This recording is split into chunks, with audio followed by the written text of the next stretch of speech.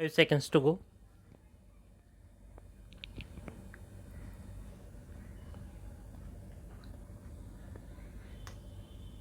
Start.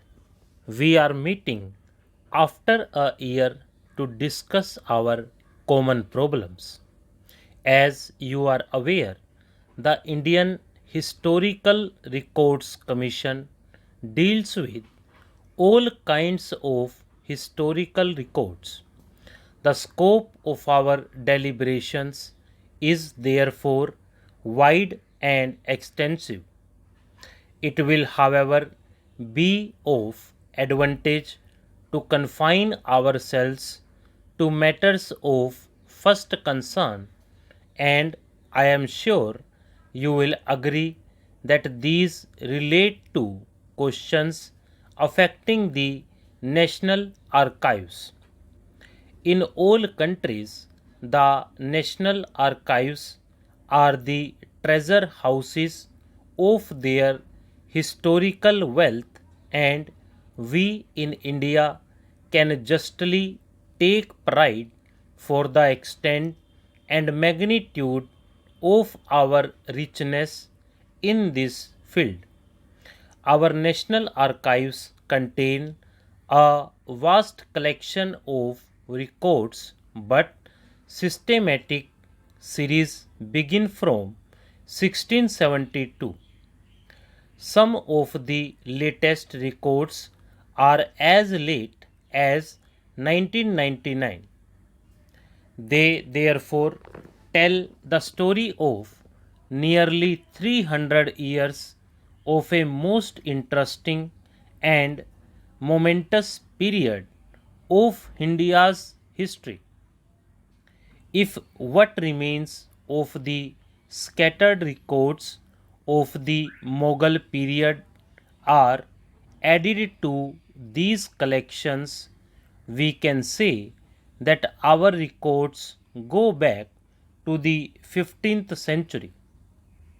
There are not many countries which can claim records which go so far back. From the point of view of quantity, also, ours is one of the biggest collections not only in Asia but in the world. I cannot give you the exact number of our records, for much work of indexing and cataloging still remains to be done, but to give you some idea of the extent of the collection, I may say that if all these records are assembled in one place, there is no building in India big enough to contain all of them. It is hardly necessary for me to stress before the present audience the importance of national records. Such records are the basis of history and can alone give authenticity to our knowledge of the past.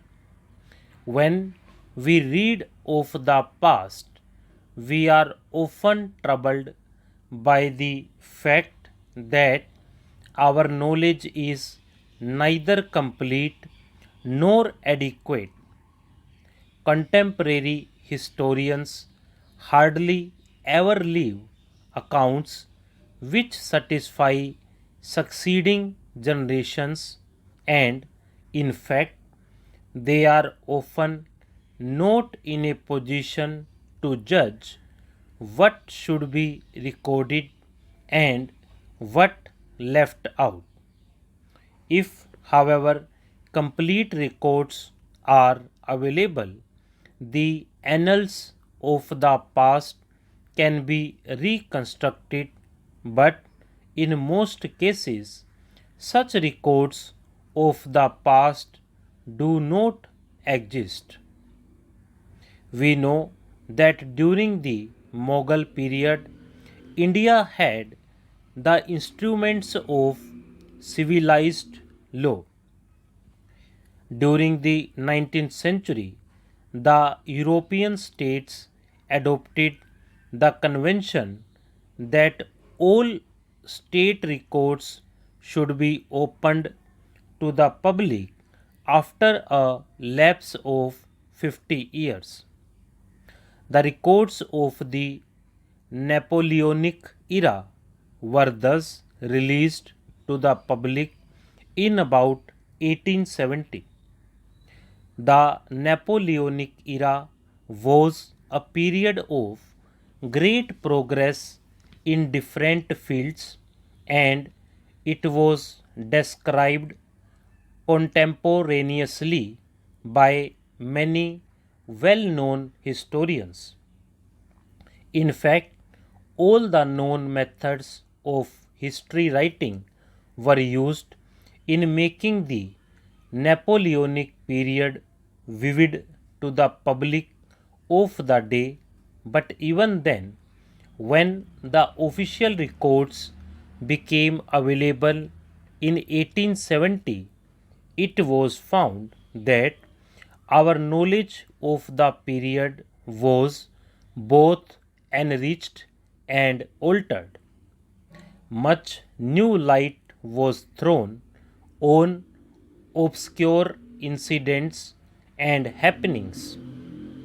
Many old opinions had to be revised in the light of the new information. Similarly, the official papers relating to the so called Indian Mutiny of 1857 were released in 1907. The Government of India published a 3-volume history of the mutiny based on these records. It is true that this book was written from the British point of view and did not therefore do full justice to the Indian participants.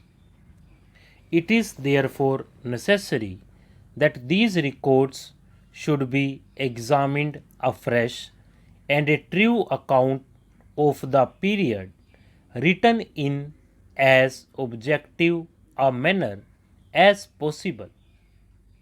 Even then, the official history, which was based on these records, revealed many facts that were previously unknown and corrected many of our wrong ideas about the different characters who participated in these momentous happenings. These two examples show how essential records are for a true interpretation of history. If, however, the records are to be utilized to the fullest extent, it is necessary that they should not only be preserved but also arranged and classified systematically. There must also be sufficient number of scholars with the necessary knowledge and scientific attitude to take full advantage of the information contained in them. In our national archives, we have an immense storehouse of such records, but two things have stood in the way of our utilizing them fully. One, we have not been able to make arrangements for all the records to be kept in one place. And two, we have not been able to appoint the staff necessary for the completion of the work of classification, and indexing of the available records. In 1998, I had intended that the Government of India should undertake this task at an early date, and accordingly a scheme was drawn up for the improvement of the tempo and the quality of the work later. Stop.